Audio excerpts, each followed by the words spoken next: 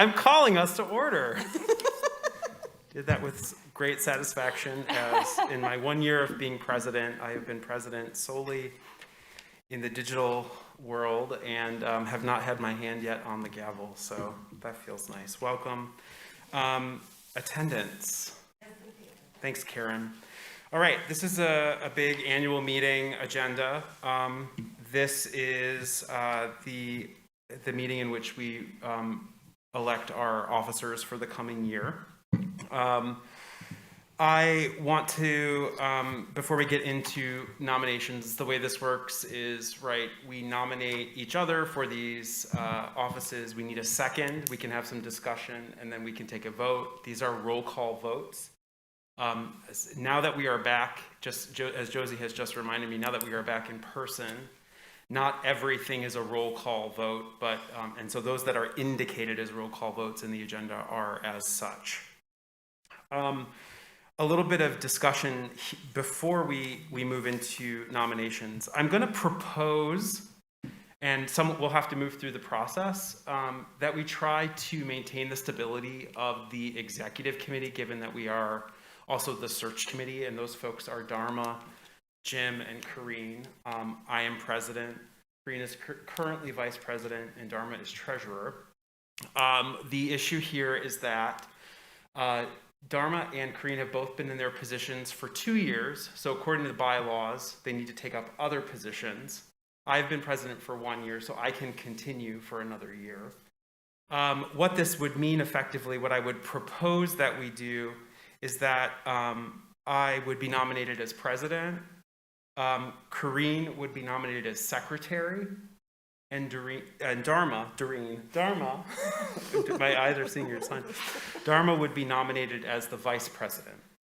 That leaves us with a treasurer, and I'm looking at all of you across from me, and we need to determine amongst ourselves who might be interested in the role of treasurer and step into that role. And the responsibilities there are convening the budget committee, which is a committee of 3 as well. And later in this meeting, we'll also assign folks, reassign folks to that committee for the coming year.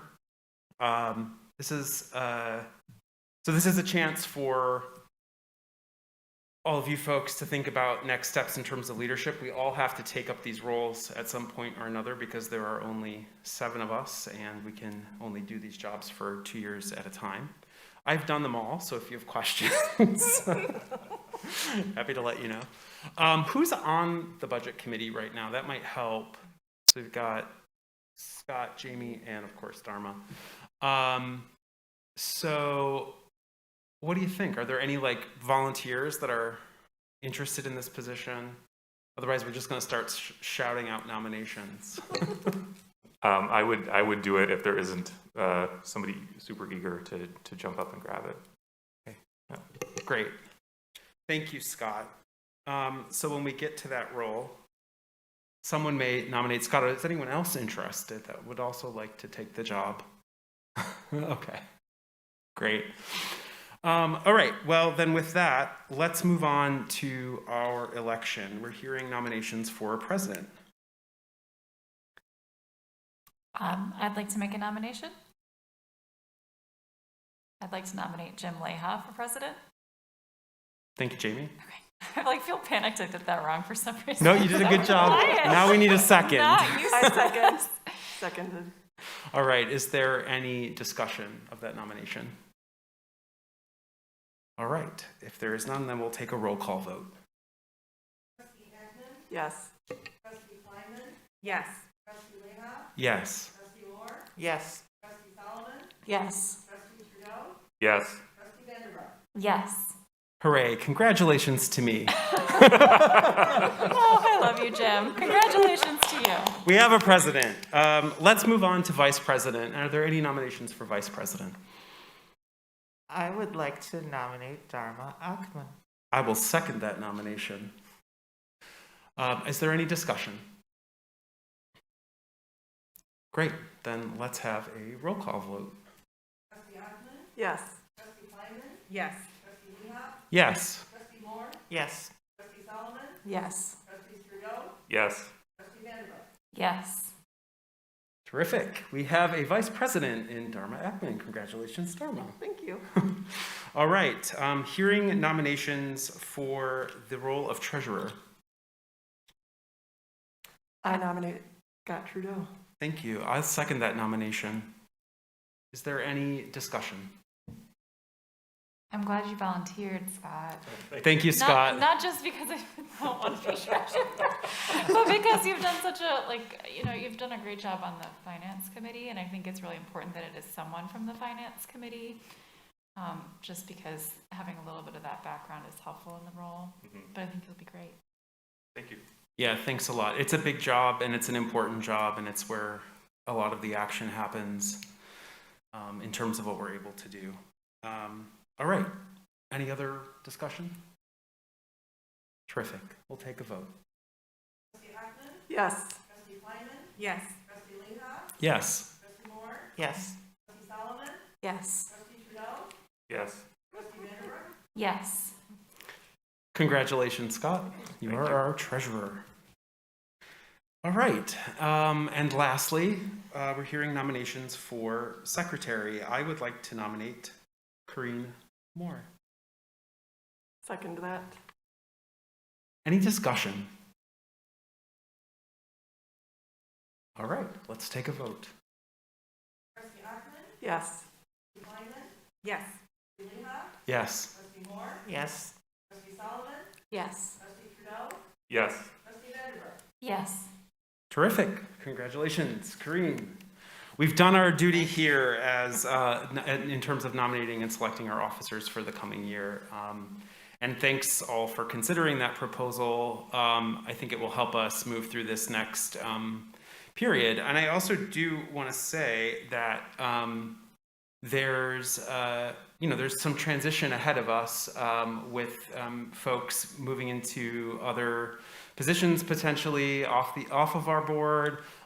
We have a re-election cycle coming, and so it's just to keep an eye out on how these matters work within our board, because everyone's going to have to step up into a role like this eventually.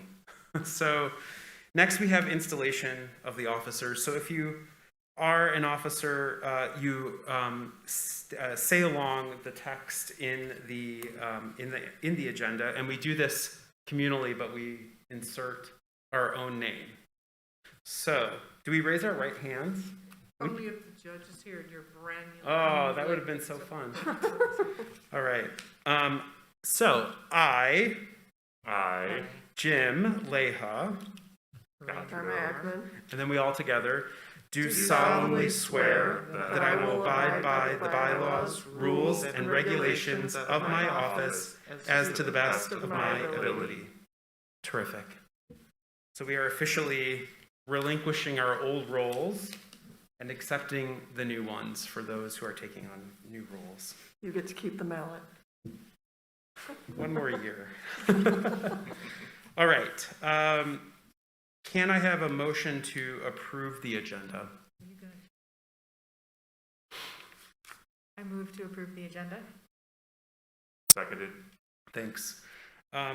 I would like to make an amendment to the agenda. I'm actually going to make two amendments. First, in old business, we are going to strike item B.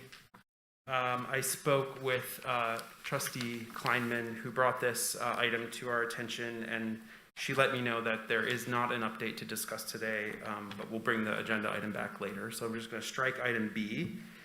And I would also like to amend item 13G, which is a vote for closed session at the February 28th, 2022 regular board meeting for labor negotiations and director evaluation. So my amendment is to add and director evaluation. So we need to hear a motion to accept those amendments. So moved. Thank you. Second? Second. Thank you, Corrine. Any discussion of the amendments? I'm sorry, I'm a little bit lost on the director evaluation. Thank you for asking. I would like to reserve some time with Josie on the day of her last board meeting with us for us to conduct a kind of exit interview with her and give her our parting words before she is officially retired. Thank you. All right, any other discussion? So we will take a vote on the approval of the amendment.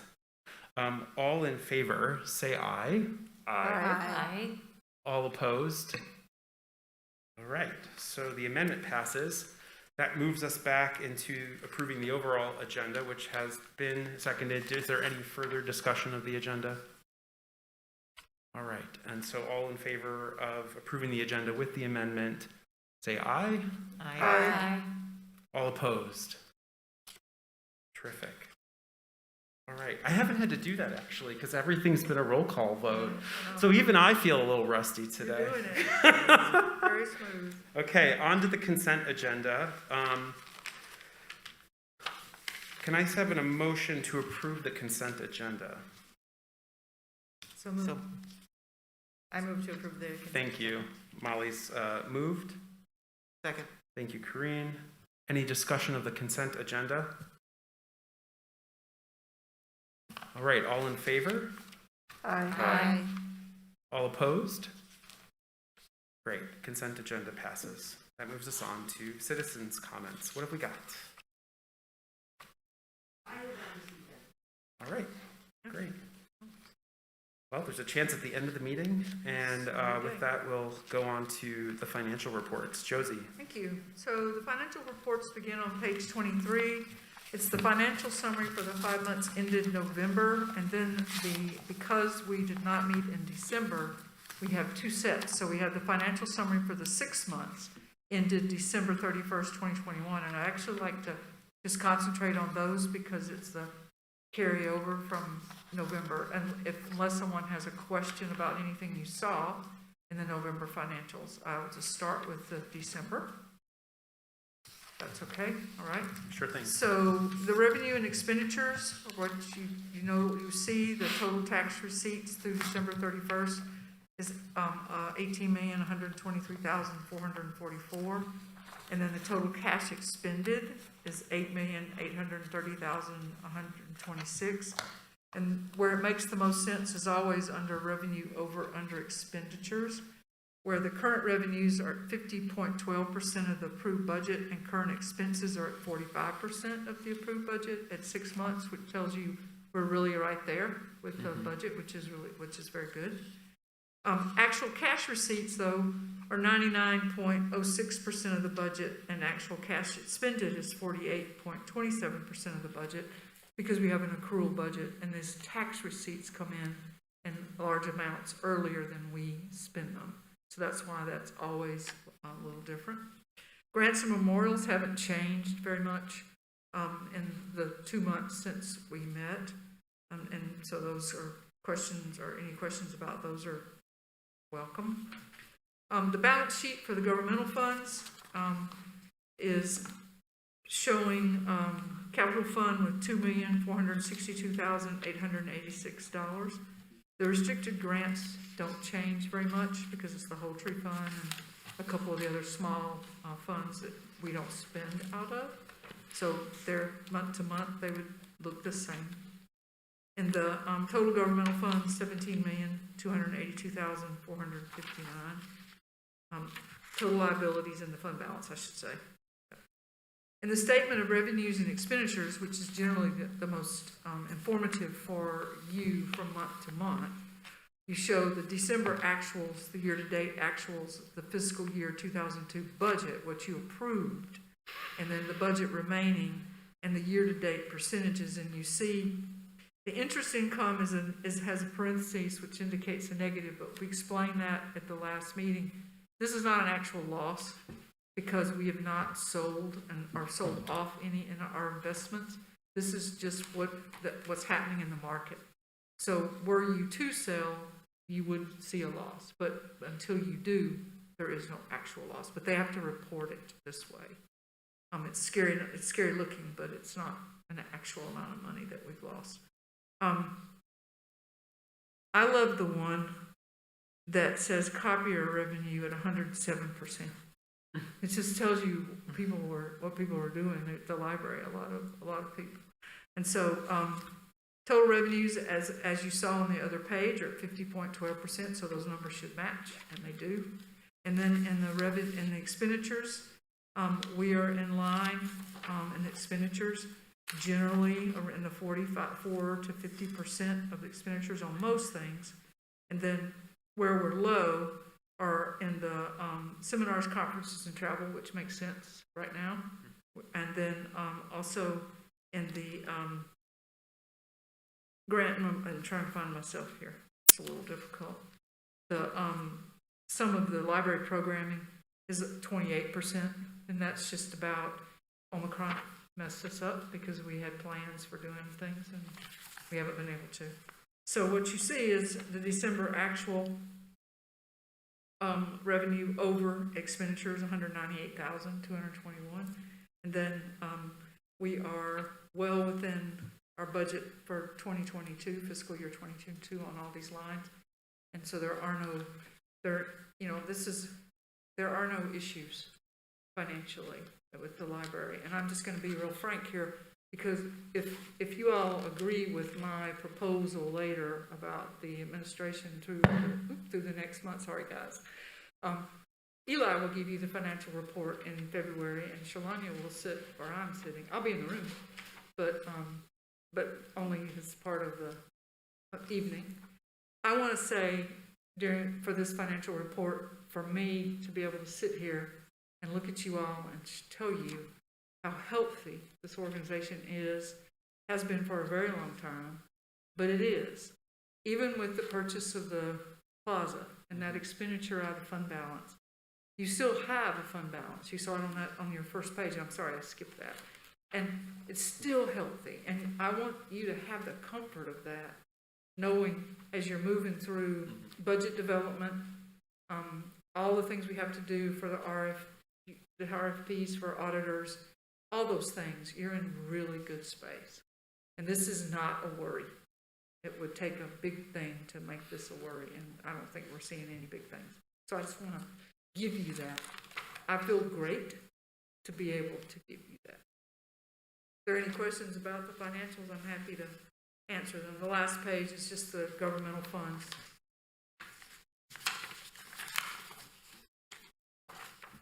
Thank you, Josie. Yep. Any other questions, reflections? I guess since this is the last time you're doing this, is that right? Yes. I mean, it's something you never thought that you would end up being responsible for, I think. No. And No. I just want to compliment you on how gracefully you stepped into the role and carried it through. And now I just take it for granted that you do that every month, and it's always like really healthy and perfect. And so I don't know. Congratulations on achieving that. Thank you. People taught me along the way. Ken Neiman was amazing at teaching, taught me, and he taught Eli. And then Eli and I had to teach each other. And so we've asked questions, we've asked people, and it surprises my entire family. My brothers don't believe it.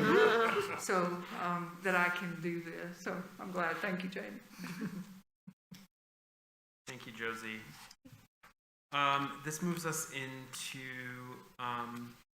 committee reports, and first we'll talk about executive committee. The executive committee had a meeting on January 10th, which was primarily to talk about Josie's proposal for transition and leadership in the period when we are without a director. And we don't quite yet know how long that period will be. We won't know till the search is over. So I'll give you the highlights, and then I'm going to let Josie kind of walk you through what was in the ephemera packet. I asked Josie to kind of draw up a memo so that we would understand very clearly how work is being reassigned when that is the case. But here are the broad strokes of what we discussed in executive committee with Josie. So Josie will actually has decided that she'd like to take vacation for the month of February, which would allow us to have a kind of dry run without her while she's still with us. And I'm not going anywhere. which I think is very, I think is very generous of her, actually. So she's gonna kind of run out her pay time off and still kind of be with us to advise and guide. But the proposal is that the senior leadership team will step in as co-leaders. That's Eli, Len, and Sherlanya. And we will not assign a single interim director. This is a strong management team, a strong leadership team. Josie has a lot of faith in these folks. We have a lot of faith in these folks. Some of them are even in this room. And we've talked about some of the specifics of that. We'll get into that in a second. As Josie was speaking to some of the specific responsibilities a little bit earlier, we've decided that Sherlanya is going to sit at the table with us and represent the group at the table. I'm going to meet with the group as a threesome once a week, as I do with Josie as director now, for weekly check-in. 3 of them will meet with us for executive committee meetings as we have them. And then this is going to essentially go into effect in about a week, right? And so Josie will be essentially starting to use paid time off at the beginning of February, with the exception of a few things. And this gives a chance a chance to kind of, try it out, see what happens. See what I've forgotten to tell them. Yes, exactly. But this is a great opportunity, I think, for us just to have Josie's expertise and kind of the ramp, for her, sort of her off ramp out of the organization in a really just sort of slow and helpful and graceful way. So do you want to talk about some of the specifics? Just a couple that I'll want to make clear is I will continue to be at the library on Tuesdays, which we call Finance Day, which is the day the finance contractor for Manor is on site. And those are the days checks get written and signed, and also the payroll transfers have to be made to the bank. And so while through February, I'll maintain the ability to I'll still have access to banking accounts and that sort of thing till the end of February, and I'll do that. The last payroll is February 25th, so that works out, and I'll continue to do that. We'll help Scott get all set up at the bank on the signature cards, and then he will need to come in on Tuesdays sometime and sign checks that require double signature, because over a certain amount it takes Eli and you or me, that kind of how that works. And so, but that's something you guys can work out about how you do it, when you do it, that sort of thing. That is the one thing that the treasurer will need the treasurer to be able to do. Sherlanya is going to have HR reporting to her, and Eli is going to do the finance side of the work. Lynn will continue to do the facilities and safety side of the house, plus one new job that I'm going to be talking to you guys about a little later in the meeting that's come up, that he'll be the one responsible for doing. So it's pretty evenly distributed. They work as a team now. They do it all the time. And with the support of marketing and all the other managers, archives, and the collection and HR and IT, I have total faith that this will work, and I will be reachable physically as well as technologically, and they know that through February if they need me. I'm expecting they won't, but they can if they do. And if you look in the ephemera packet on page 3, you can see a diagram. The dashed lines are indicative of the changes of folks that would report directly up through the director that have been reassigned to one of the 3 senior leaders. I should have said Sherlanya also will be managing communications and marketing, but that makes sense because of all the events and programming work that they do together now. I'm trying to think if there's anything that we've forgotten about this particular part of the transition. This is where I start to feel really nervous about losing Josie. I've taken care But- of everything in terms of the banks. Yes. We've gone through that. Yep. All of the township clerks, all the township treasurers, Mhm. the city and the county know that I'm retiring, and they know who to contact at the library Mhm. for what that information is. And that's, I mean, truly, that's the most important step. Yep. Because that's about the millage and that's about taxes, and that had to be done right away. And we've heard back from all of them, and so that's done. And then the rest of it is partnerships, things that, people who know I'm retired Mhm. and are retiring, and so it's a good, Jim. Yeah, you're doing a really thoughtful job of working through this transition. I just have been very impressed. So Thank you. thank you. Are there any questions or just comments on all of this? We're not putting this forward for a vote. We've talked it through. I've been talking to Josie about transition for quite a while in terms of what would happen. So I think we're at the point where this sort of makes sense, or it does make sense. I don't know if anybody wanted to offer anything else. Well, I'd like to say I think it makes a lot of sense. What I would be curious just to hear an explanation of why this choice makes more sense than an interim. Because I agree with this decision, but I think that it would be helpful just to get the logic behind that. Yeah, I mean, I think it has entirely to do with the strength of the team, and which I honestly have to say is such a it speaks to your qualities as a leader, that you have a lot of empowered people that kind of know how to do their work. And I think in part two, I, as the president who mostly communicates with the director in a one-on-one way, am willing to entertain a kind of co-leadership model, which I think is really good and really in the ethos of the system, just to really appreciate the folks that we have and their incredible expertise. And I can also say, I think that it also gives the staff stability and assurance that everything's going to be okay. Because they know who these people are, they know they work together, they know if they talk to Lynn, it's like talking to Eli or Shalanya. I mean, in so many ways, that's how it works here. And so this tells people, I'm leaving, yes, but everything else is pretty good here in the interim. It's pretty much what you know, and not much is going to change during this period of time. That helps people. This is an extraordinary transition. Yes. So it's an extraordinary transition. So and that's a really important thing to remember, is to kind of pull everyone through, kind of emotionally and psychically through the change. Anything else? Thanks, Anna. Yeah, I mentioned this to you, Jim, that I think I have seen this at another organization that had a really strong leadership group at the top, where they did a co-director, co-interim situation, and I thought that worked really nicely. So I'm glad you're going with it. I think it seems like a really good plan. Great. Thanks, Jamie.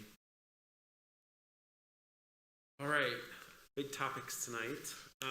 That was transition. That was really the executive committee report. We do have search committee updates, though the committee has not met.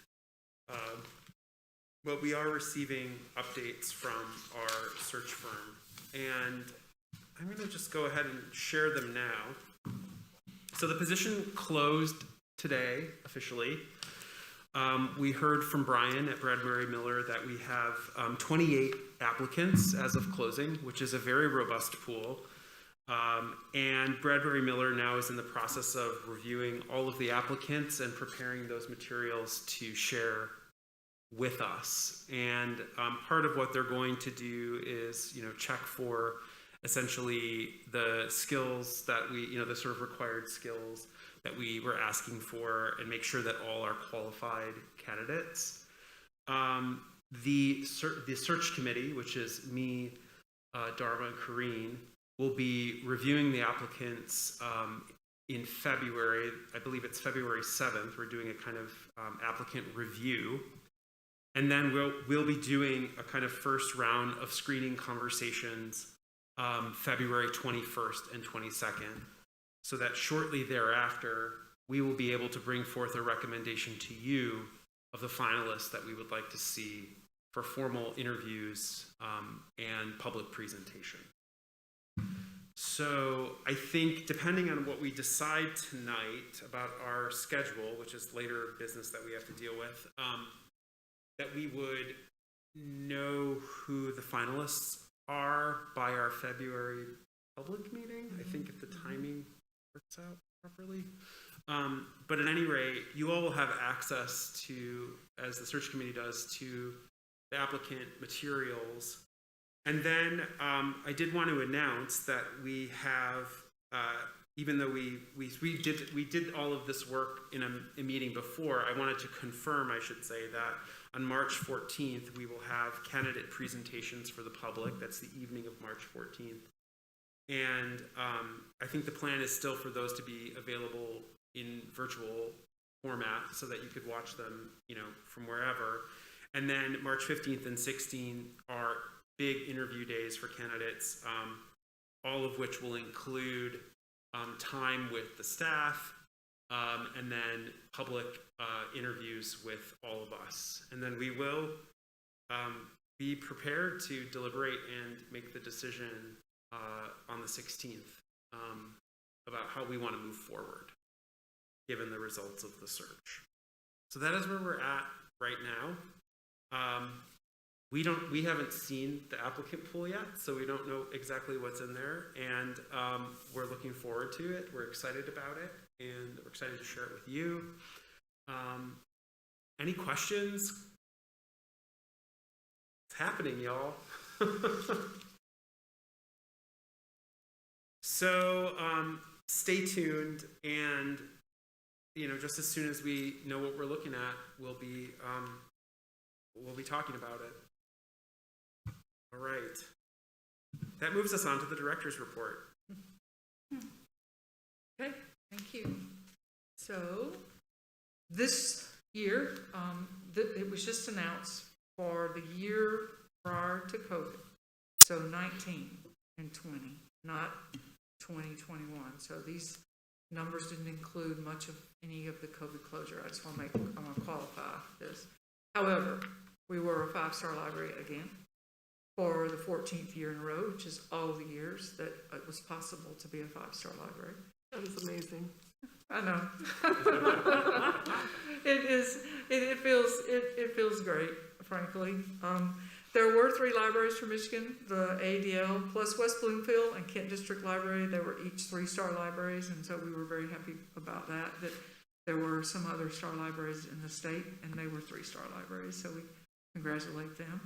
But this is all about the patrons coming to use the library and in every way that you can use the library. And so it all adds up. And this is what happens when people use it. And we all know that all public libraries are not used. And this one is. And it's so incredible. And so congratulations to all of you and all of the staff who work so hard to see this happen. Thank you. Our next slide is for MLK Day this year. Shalanya Turner put together 11 videos of hand-drawn quotes from the speeches, articles, and correspondences delivered at various points in MLK's life, and she released the series as MLK in his own words for January 17th, MLK Day. The MLK page featured in his own words series, as well as our AADL podcast and some suggested films, books, and audio content celebrating the life of Martin Luther King Jr. I have to say, we ran this on the big screen in the lobby all day. And I went down and stood and watched the entire thing. But while I was down there, there had to have been anywhere from 5 to 10 people come in the door, look up, stop, and walk in and stay to hear portions. And it was quiet. I mean, this was one of those, it was quiet. People were intently listening.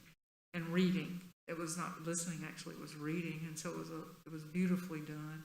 And I just want to thank Sherwania for all that work. And so it's, to find a way to acknowledge Martin Luther King on this day when we can't gather. That was the goal. And how do we do that? And so this is what Washtenaw Reads feature event, Judith Herman's book on being human, is February 17th. It'll be live on Zoom. The event will be recorded in case anyone misses the live Zoom. This is with Judy Human and Kristen Joyner. Oh, wait. Like old times. We are pausing for those watching for the announcements of the library closure.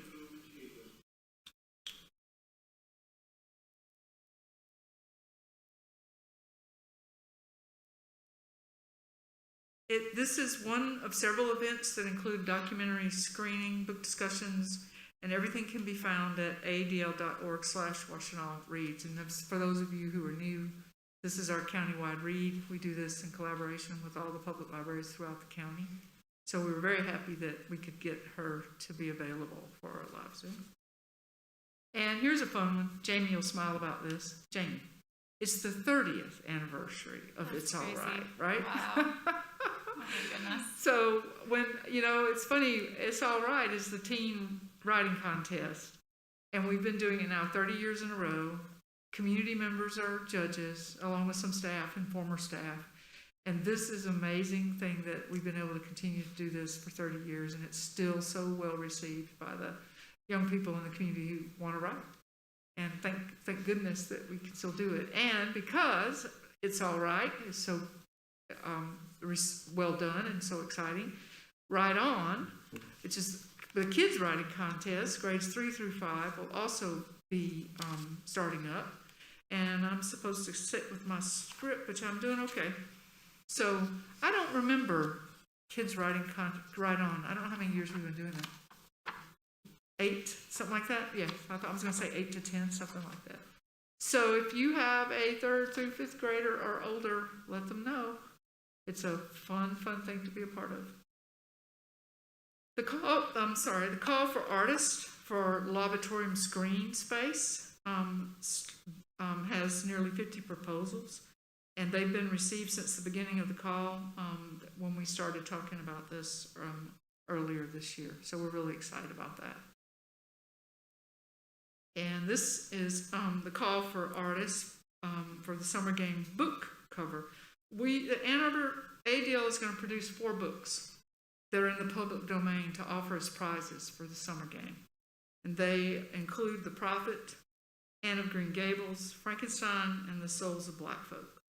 And we have a call for artists for people to create the front covers for those books that we're planning to print. So it should be very interesting to see this century take on the cover of some of these materials. So I'm excited. That should be a lot of fun. And then social media. This is a child who was checking a book out at Trevorwood and didn't get much past the door to start reading, and their parent took a picture. This is someone's home. This person used things that we have online to come up with ideas for paper flowers. And I think she said her parents and other family members cut out all the flowers, did all this, and put it together. And this is what the wall of her house looks like now. It's pretty spectacular.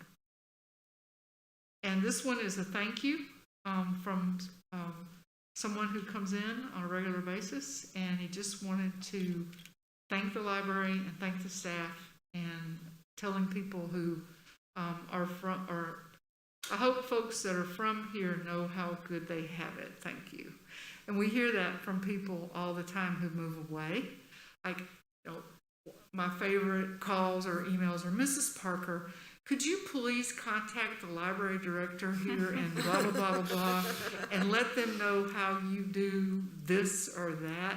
you know, I'm always trying to be gracious in my response and saying, why don't you ask your library director if they would like to reach out to me? You know, and I would be glad to do that.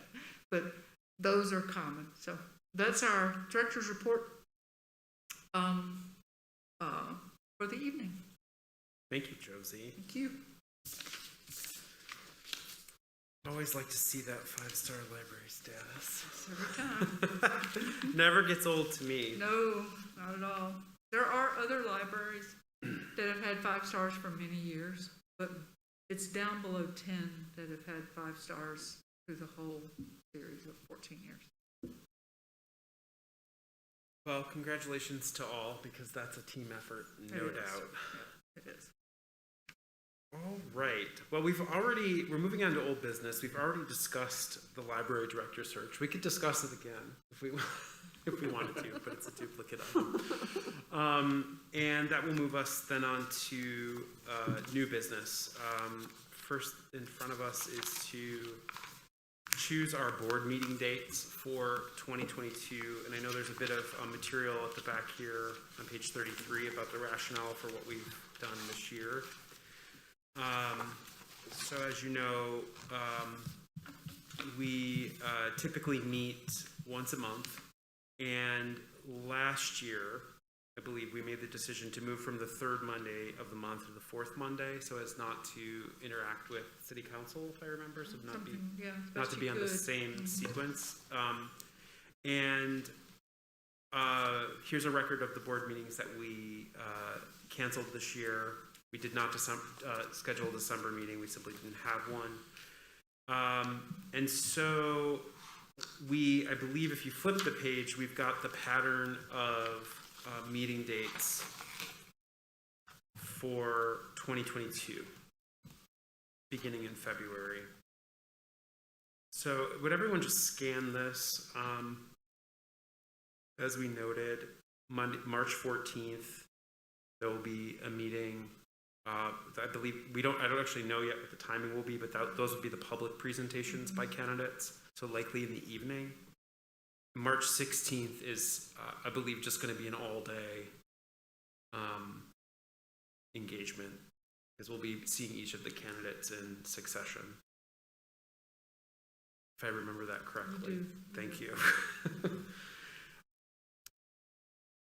If there are concerns about fourth Monday, we should talk about that. I think it's, from my point of view, it's worked pretty well this year, and I think, but I do always like to say, we're the masters of our own destiny here, so we can move that.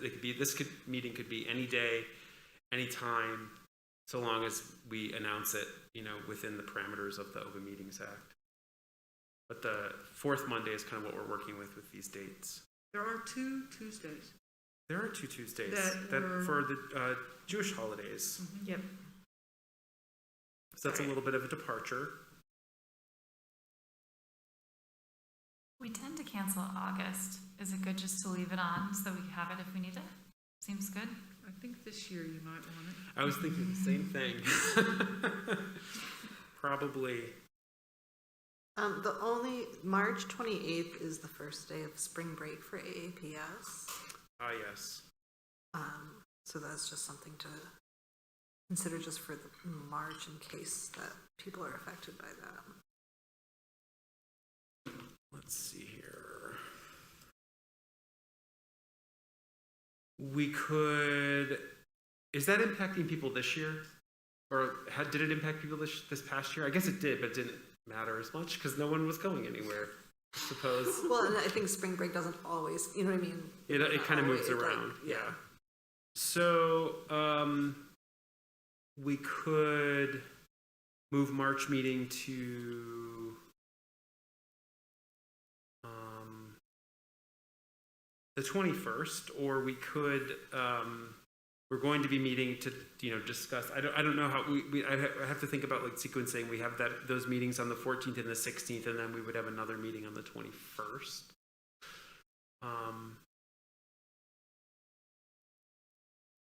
We probably won't have time to do other board business during our interview process. How's the 21st look for folks? Well, I mean, I guess one question is, how's the 28th look for people? Like, Yeah. people, is that, I will most likely be gone. It's under discussion in my house whether we're Yeah. going to go somewhere.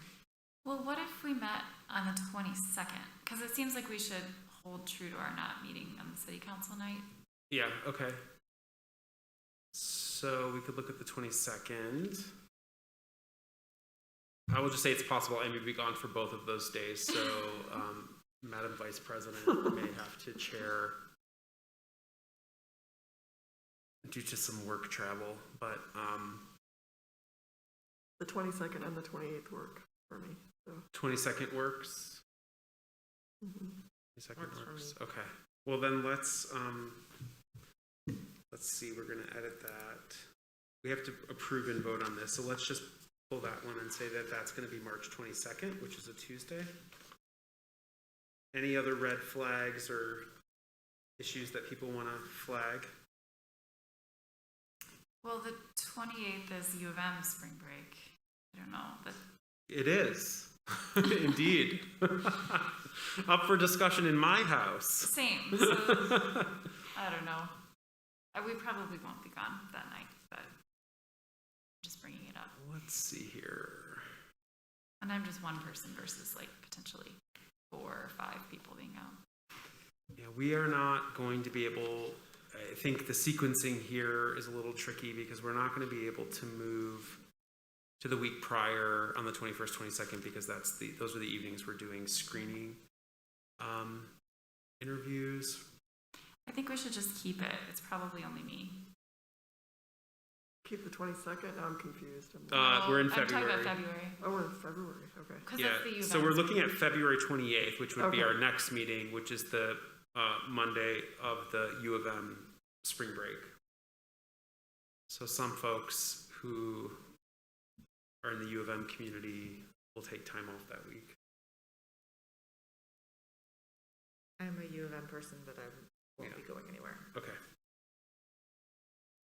I think essentially we need a quorum. So as long as there is a quorum available, we can conduct business. These are really crucial dates, of course, because they are the dates that sort of bookend the search. So we have to just make sure that we get a majority. All right.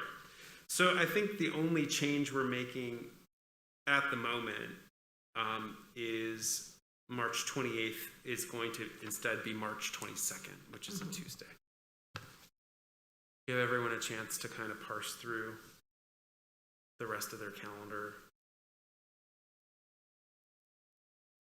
This is that weird thing of like, we're back in real life now.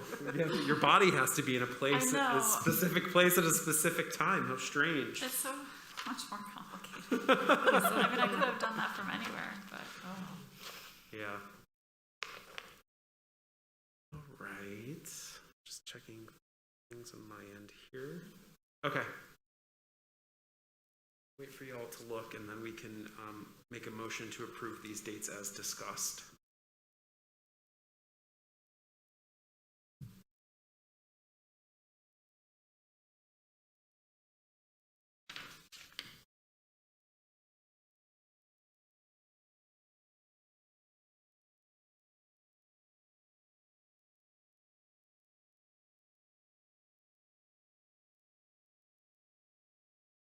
All right, can I hear a motion to approve these meeting dates as discussed? So moved. Thank you, Corinne. A second? I second. This one is not a roll call vote, right? I think so. Oh, yes, okay. So all in favor, say aye. I Any opposed? Great, I didn't call for discussion. My apologies.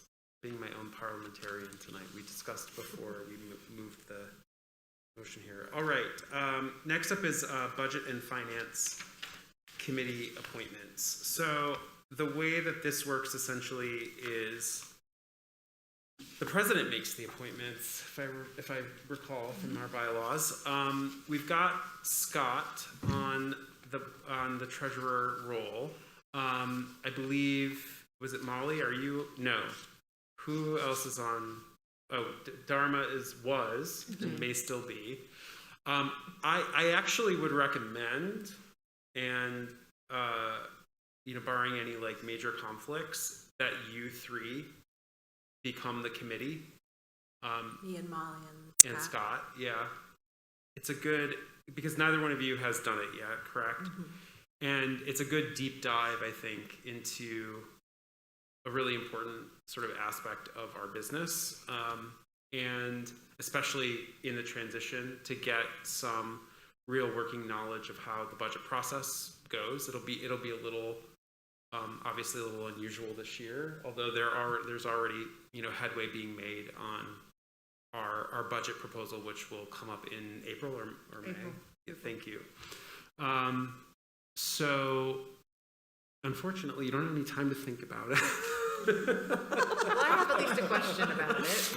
but if you have questions or have a concerns, let's question. talk about it. How frequently does the committee meet?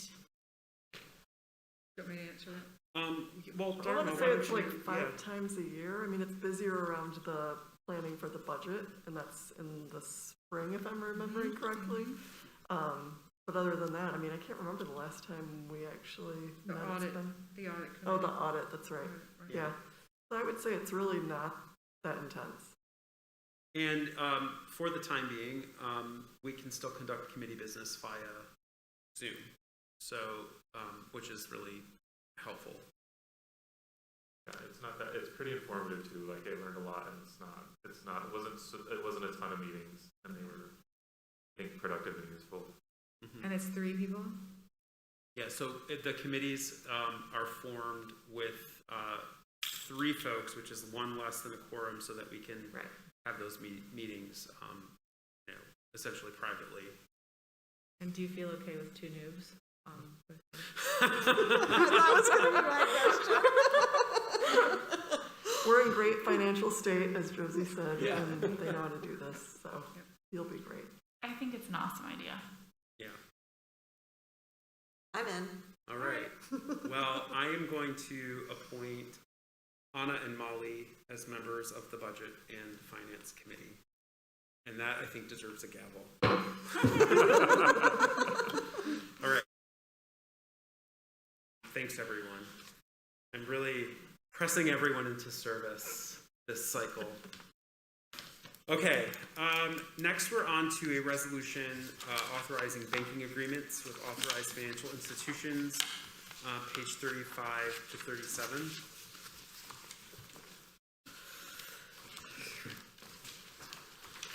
We've got a lot of resolution reading ahead of us.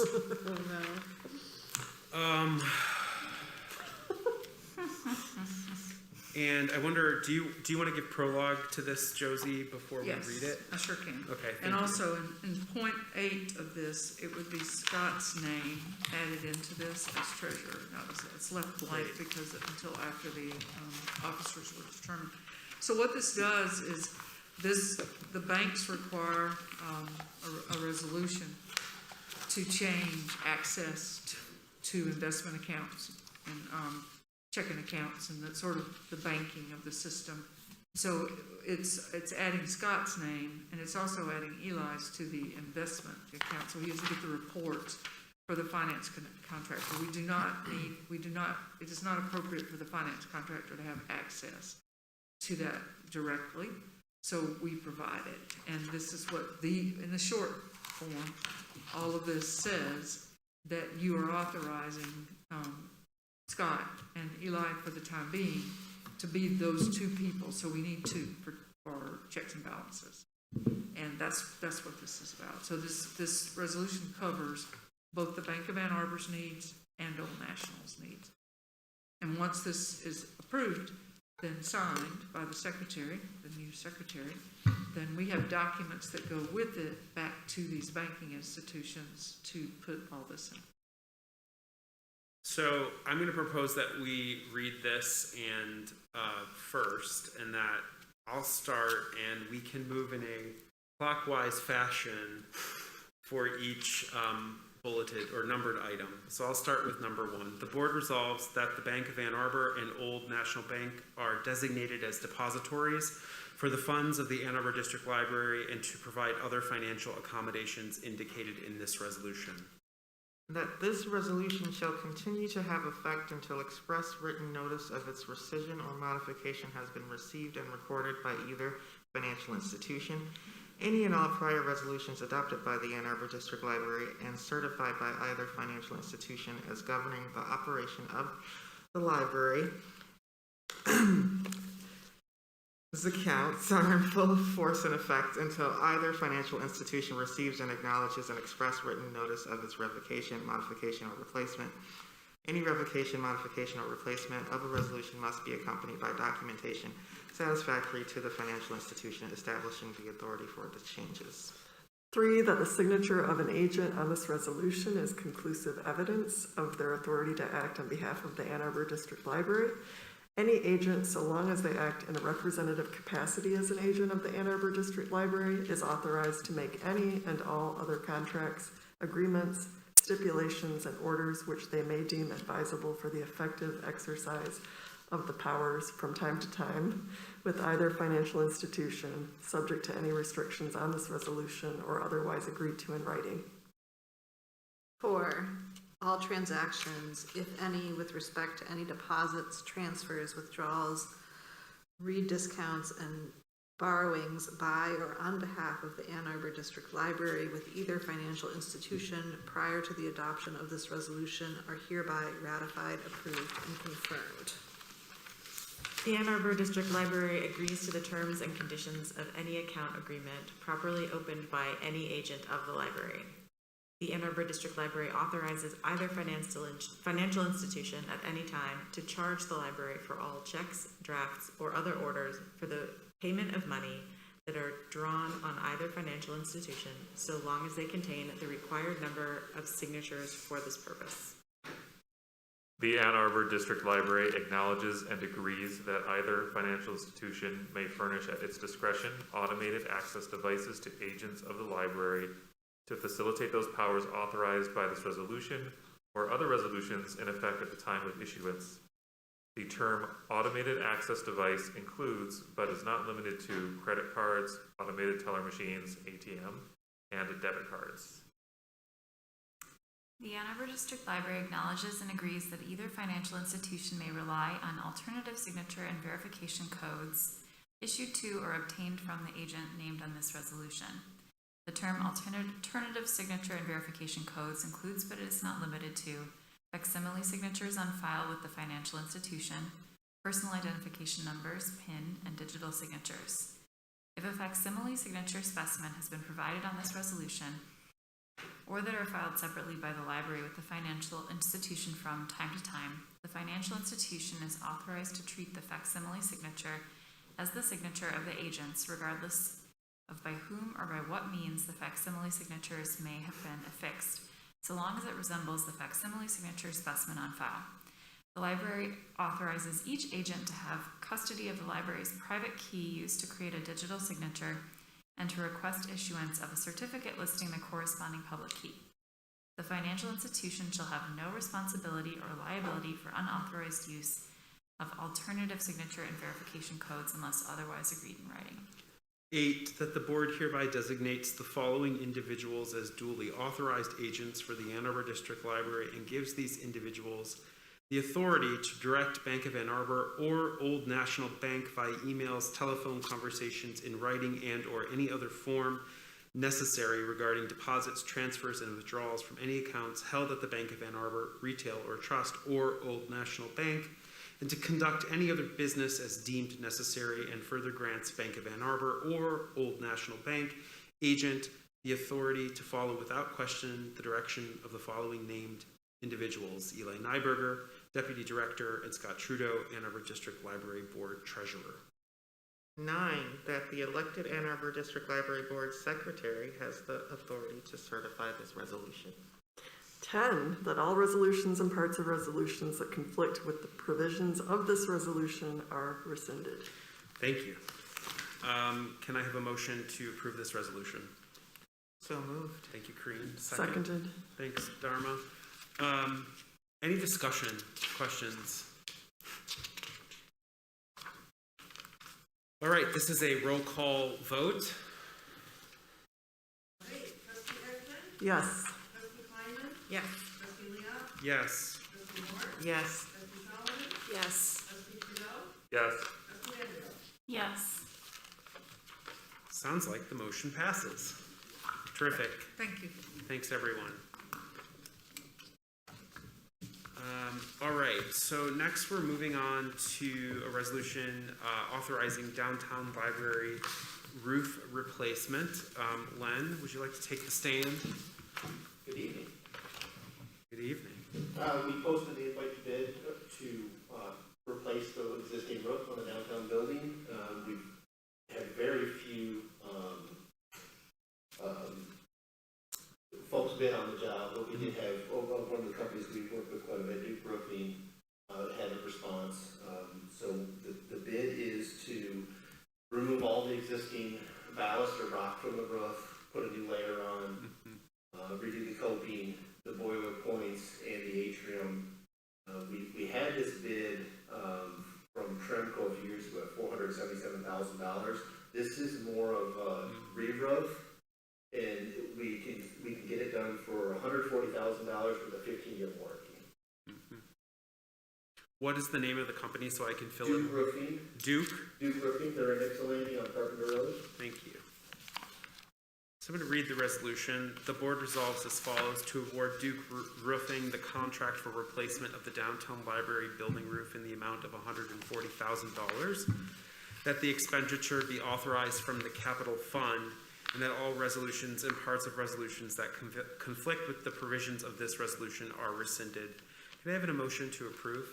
So moved. Thank you. Second? Second. Thank you. Discussion, questions for Lynn? How is it finding contractors to do work for us these days? Well, that's why we were putting it out in January, because to get this done, it's gonna be a 6-month lead time on the materials. So Wow. it's difficult, but it's doable. We do have a relationship with them and a couple other local roofers, so it wasn't that difficult, but this isn't something we'll get done in a few months. This is us planning for summer work, basically, Yeah. which is the time to get it bid anyway. Terrific. Any other questions? So what's the, sort of the difference between the previous quote we got and this quote, like, Yeah. like from a high level? The previous quote from Tremco was basically full replacement, going right down to the substructure. Okay, This one, there's like a 6-year river stone on there. They're gonna take all of that off, re-insulate it, and then cover it with, it's called DuraTough. It's more of, it's the reflective membrane like what we have at Traegerwood. okay, So the ballast won't go back on top of this. It is more energy efficient. So it's a different bid. We're not gonna strip it down and do a 30-year replacement. We're gonna do more of the 15-year replacement, because it's not, the level just above us is in much better shape than what's on the second floor. sure. And so it just didn't seem, it wasn't a wise use of money to spend $500,000 on a roof when we really weren't gaining the warranty. Right, And this is an improvement to the roof we have. right. And yeah, and if we decide to do something with the branch, we don't want to put a 30-year investment in if, Yep. we're gonna, yeah, great. We'll also address the west-facing masonry wall. Mm-hmm. That won't need to come in front of the board. It's not that expensive. I think it's $13,000. We'll also put a coating on that. So this should take care of that leak we're chasing where the second floor and the third floor walls Come meet. together. So we'll do this as a whole package deal. But it's more of a roof replacement. We had it inspected. They really felt like what we had, there was no water penetration in most of the insulation, so that didn't need to come up, but that's the difference in price. Yeah, and that's a big difference, yeah. Yeah, they were gonna go to the decking, the all new insulation, so basically, right now it's like a re-roof on your house. Terrific. I just really appreciate your analysis of all of this and advice on what's the right solution to pursue. Thank you. Any other conversation? All right, we will take a vote. I always have to consult my agenda if this is not a roll call vote. So all in favor? Aye. Any opposed? Resolution passes. Thank you. We're getting a new roof. Okay. Gosh, 15 years sounds like a long time. And then you wake up on January 1st, 2022 and start your 7th year on the board like me. It works that way. All right. We have a bit of business ahead of, or a bit of a read ahead of us here as well. We're taking extra precaution to make sure that all of the work that we've done online in the virtual meetings is holds up legally. And so we have been advised to essentially review all of our resolutions from November 2020 through November 21st and kind of re-ratify what the decisions that we made. So I think we can go to page 40 and take a little walk down memory lane together. So we'll do all of the numbered items and we can just go in a circle. Why don't we go counterclockwise and start with Jamie. So item number 1 on page 40. Should I start with any sort of preamble or just literally read that line? Yeah, go for it. Just read the line. Okay. Yeah. 20-186, resolution to adopt policy revisions. And then we go to Scott. Oh, sorry, the other way. Moving backwards. Sorry. We're Right. going backwards. That's what counterclockwise means. 20-187, resolution to repeal library policy 5.3. 20-202, resolution of appreciation to Victoria Green. Or 20-203, resolution of appreciation to Lynn Song. 5/21-45, resolution to award contract for lawn maintenance and snow removal services for 3 years. 6/21-46, resolution to extend and amend the term of lease with Oxford Companies for 5 years. 7, I know I drafted that one too. 7/21-48, resolution to authorize remote board participation of AADL board meetings. 21-064, resolution to extend space use agreement with the Friends of the Ann Arbor District Library. 9/21-87, resolution approving annual budget for the fiscal year 2021-2022 of the Ann Arbor District Library. 10/21-088, resolution authorizing millage rate to be levied by taxing authorities. 11/21-089, resolution to adopt the 2021-2022 budget as a line item budget and compliance of disbursements. 12/21-90, resolution to adopt changes to gift acceptance policy 7.6. 13/21-108, resolution to amend the 2020-2021 approved budget. 14/21-125, resolution approving fire panel replacement at the downtown library. 15/21-137, resolution for purchase of real property, Parkland Plaza. 16/21-158, resolution establishing a special board search committee for library director. 17/21-162, resolution to engage Bradbury Miller Associates in the search for a library director.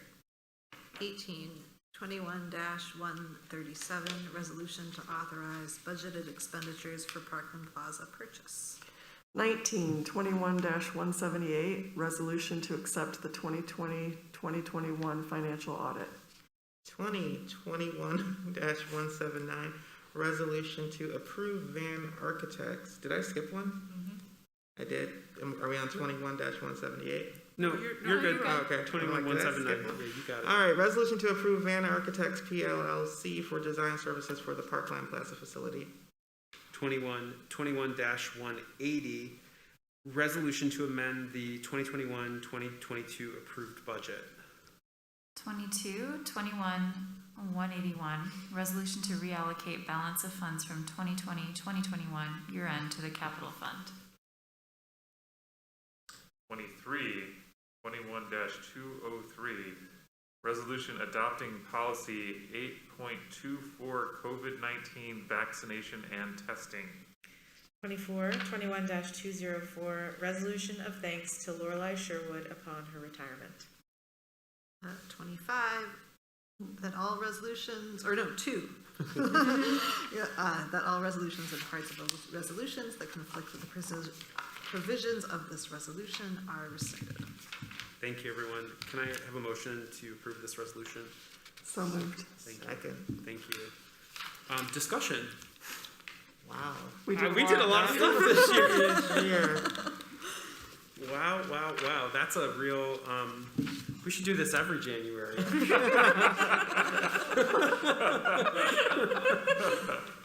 It's a lot of work, y'all.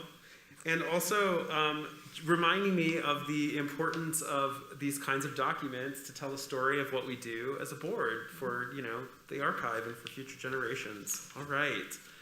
I think this is a roll call. If there's no more discussion, let's take a roll call vote. Trustee Ecklin, Yes. trustee Kleinman, Yes.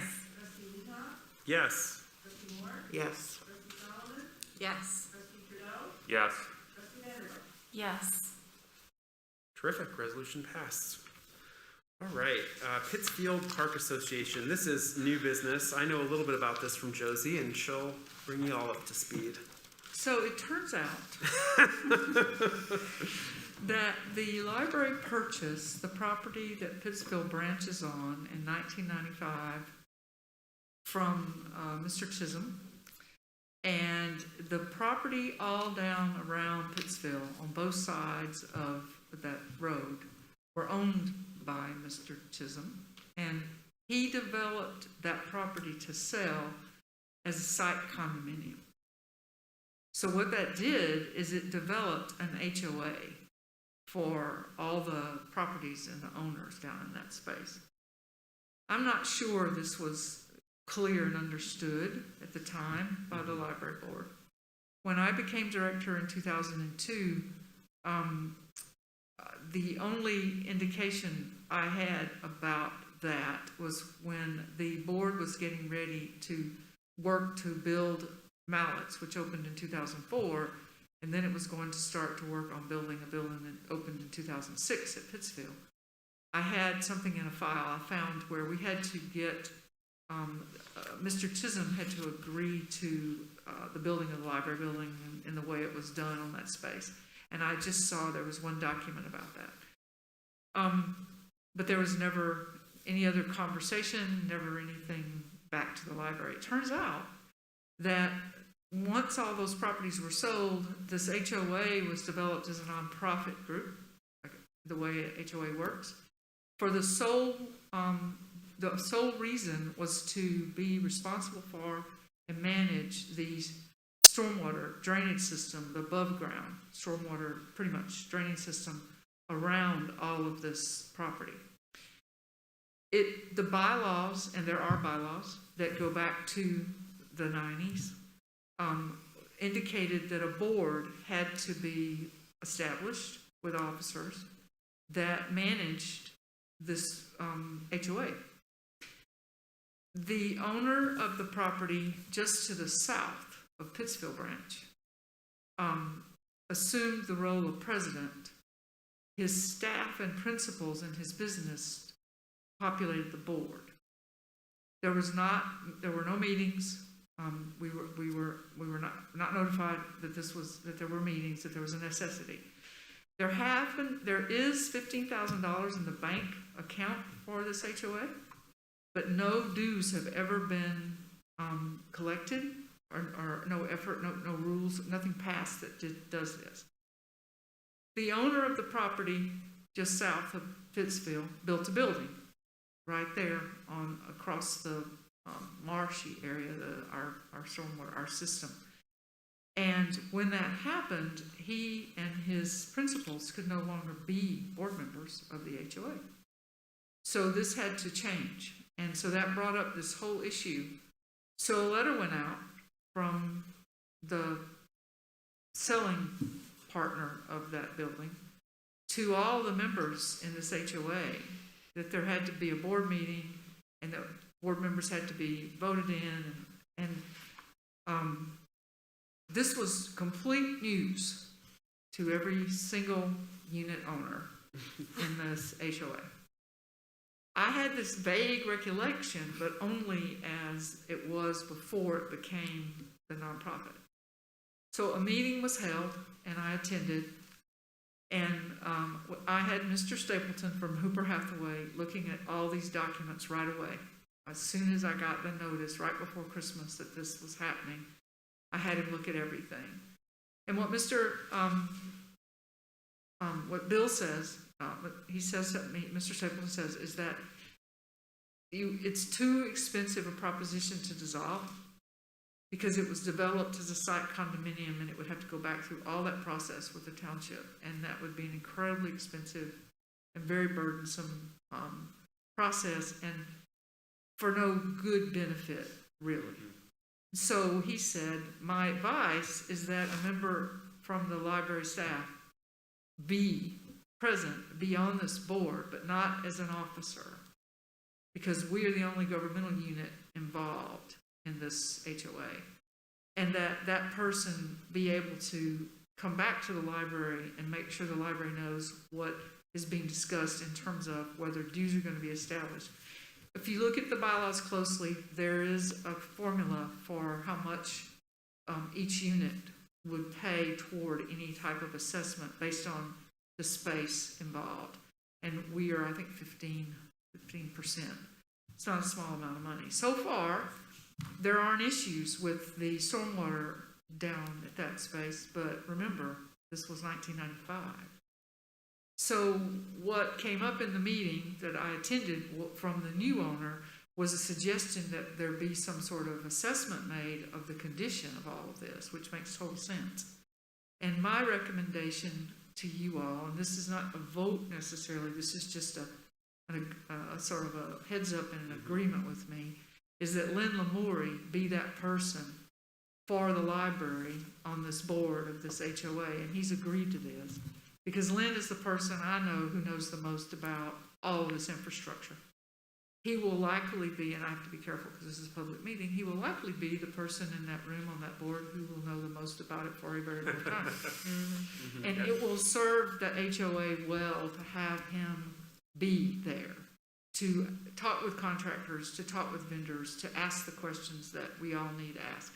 One thing I will say, if you go to Pittsfield and you look, and you have the drawing where the yellow places were in your documents, in your ephemera, but all of the property behind Pittsfield, all the way out to 94, is a conservation easement that we have with the township, which is this drainage.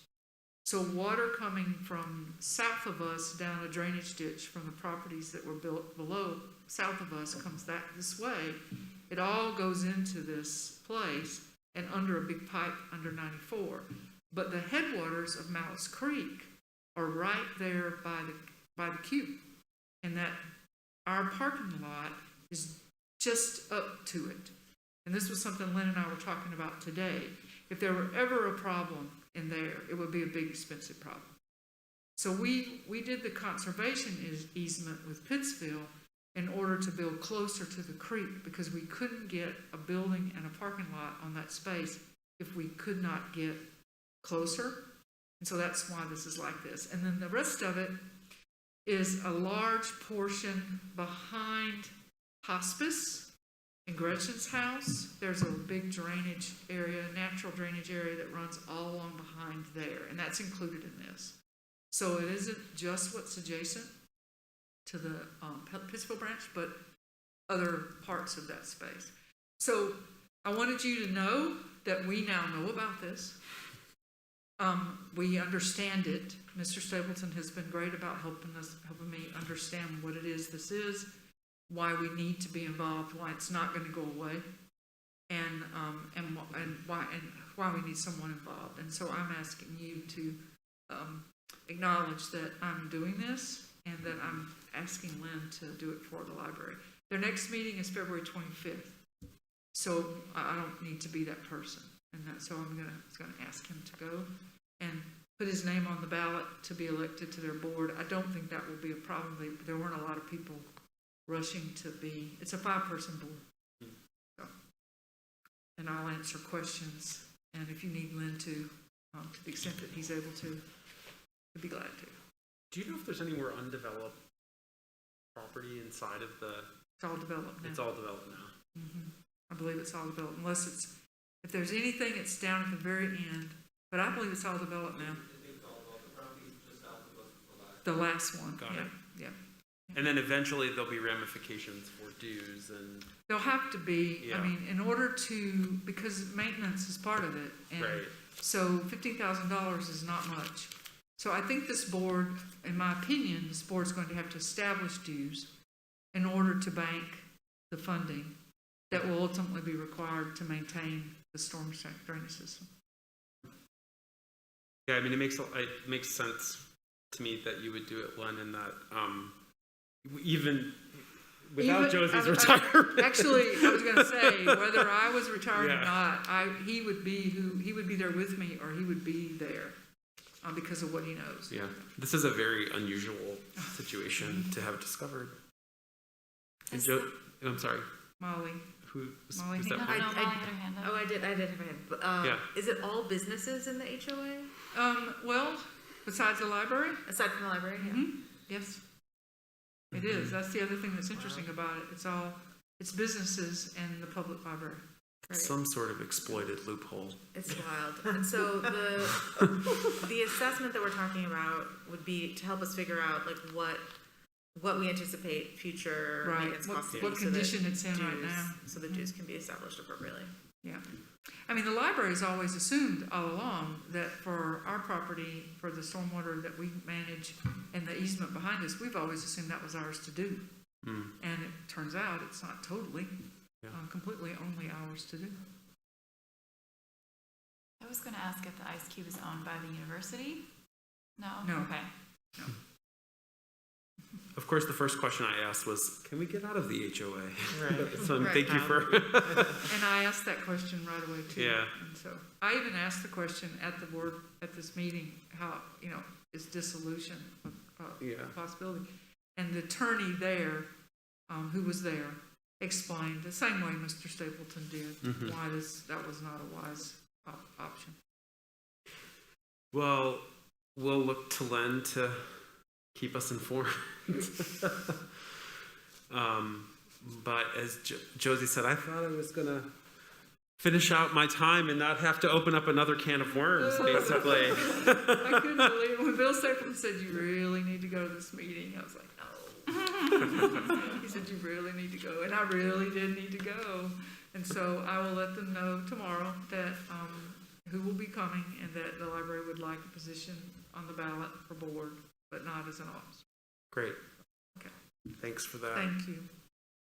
All right, our last item of board business, which is to vote for closed session at the February 28th, 2022 regular board meeting for labor negotiations and director valuation. I have a motion for that. So moved. Yeah, oh, thank you. Second. And a second. Yeah, so Thank you. are you gonna be here for that or no? Yes, I am. All right, any discussion? Further discussion? Will we do that at 6?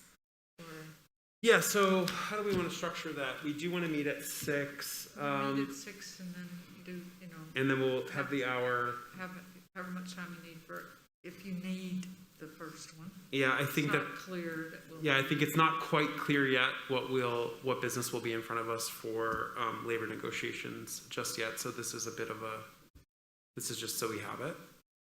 And then I would like to just carve out a half hour of that time for us to talk with Josie. And maybe we'll have a little bit more time depending on where we're at. So let's say 6 o'clock.